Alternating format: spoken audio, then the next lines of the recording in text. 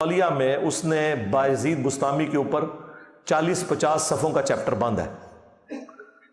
اس میں جا کے اس نے اینڈ پہ جہاں ایک چیپٹر باندھا نا، بایزید بستامی کی معراج، اندازہ کریں، اور نیچے لکھا کہ اسے بھی معراج ہوئی ہے اور اس نے اللہ تعالیٰ کی زیارت کی ہے. بایزید نے خود دعویٰ کیا. ہاں جی، اندازہ کرو. وہ چیپٹر جہاں سٹارٹ ہوتا ہے نا، اس سے جسٹ پہلے آخری جو الفاظ ہیں نا پچھلے چیپٹر کے بایزید والے کے، اس میں ایک شخص بایزید بستامی سے پوچھتا ہے کہ حضرت یہ بتائیں کہ عرش کیا ہے، اللہ کا عرش. انہوں نے کہا عرش میں ہوں. لو جی سنبھال لو. پوچھا گیا یہ قلم جو اللہ تعالیٰ نے سب سے پہلے قلم کو پیدا کیا، جامعہ ترمذی میں حدیث ہے. انہوں نے کہا قلم بھی میں ہوں. پوچھا گیا یہ اللہ کی جو کرسی کا ذکر ہے، ان کا کرسی بھی میں ہوں. اچھا وہ پتہ نہیں کہڑا ڈنگر سی سامنے، انہوں نے مننے والے بھی ڈنگرہ نے مننے والے ڈنگر. بھئی اس کے بعد ہی سمجھ آ جانا چاہیے تھی کہ بابا جی ٹون نے، ہاں سنا کے سننی، ٹنی پڑھ پڑھا کے سننی نہیں نے. وہ کہتے ہیں حضرت یہ جو آپ اتنے بڑے بڑے دعوے کر رہے ہیں، تو آپ سے پہلے تو حضرت ابراہیم علیہ السلام، حضرت موسیٰ علیہ السلام اور محمد رسول اللہ صلی اللہ علیہ وآلہ وسلم، اتنی بڑی بڑی ہستیاں ہو گزری ہیں، تو یہ آپ کس قسم کے دعوے کر رہے ہیں؟ تو اس کے جواب میں پتہ ہے بایزید نے کیا بکواس کی؟ اس نے کہا میں ہی ابراہیم ہوں، میں ہی موسیٰ ہوں، میں ہی محمد ہوں. لعنت ہے تیرے ہوتے، تیرے مننے والے ہوتے، کتے دی موت مرو تسے.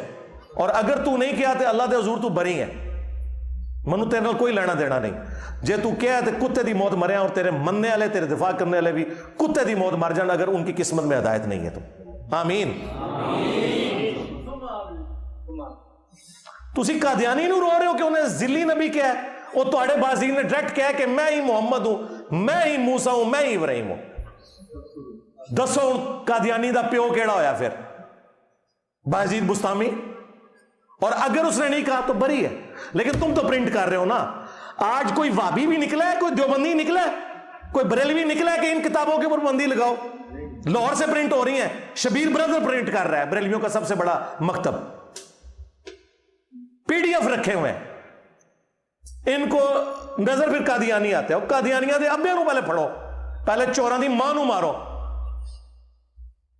ابھی یہ بات ختم نہیں ہوئی ہے.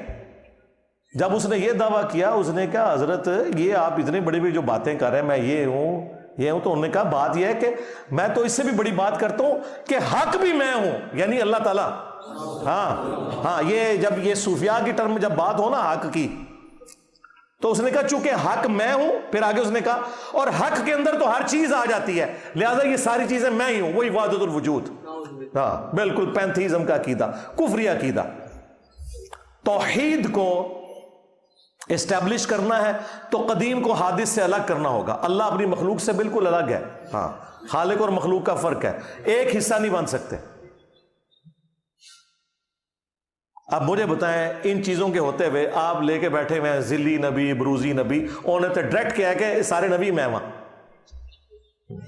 اور یہ پرنٹ ہو رہا ہے، یہ نہ سمجھیے گا.